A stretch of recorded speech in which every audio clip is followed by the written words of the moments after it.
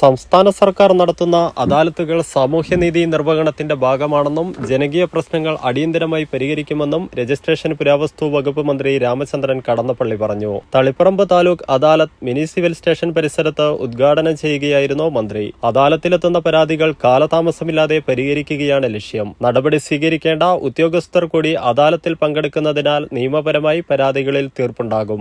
ജനങ്ങളെ നേരിൽ കണ്ട് പരാതികൾ കേൾക്കുകയും പരിഹാരം കാണുകയും ചെയ്യുന്ന ഇത്തരം അദാലത്തുകൾ ബഹുജന സമ്പർക്ക പരിപാടിയായി മാറിക്കഴിഞ്ഞെന്നും മന്ത്രി പറഞ്ഞു. വേദിയിൽ വെച്ച് 20 പേർക്ക് മുൻഗണനാ റേഷൻ കാർഡുകൾ മന്ത്രി വിതരണം ചെയ്തു. ജില്ലാ panchayat president advocate K Ratnakumari അധ്യക്ഷത വഹിച്ചു.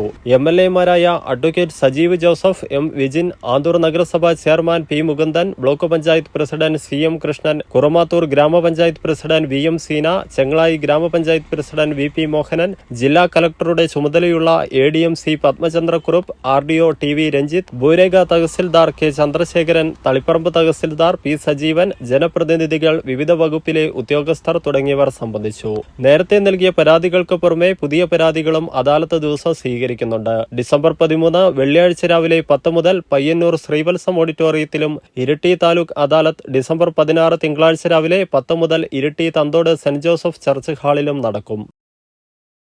നിങ്ങളൊരു നഴ്സാണോ എങ്കിൽ ജർമ്മനിയിൽ പോകുവാൻ എന്തിന് ലക്ഷങ്ങൾ മുടക്കണം? അതും വിജയം വരെ സൗജന്യ ജർമ്മൻ ഭാഷാ പരിശീലനം യൂറോലീപ് നൽകുമ്പോൾ. Free education, free paper work, free placement assistance. ഇനി സൗജന്യമായി ജർമ്മൻ ഭാഷ പഠിക്കാം, സൗജന്യമായി ജർമ്മനിയിലേക്ക് പറക്കാം. Euroleap immigration consultancy, Kannur, Thrissur and Kollam.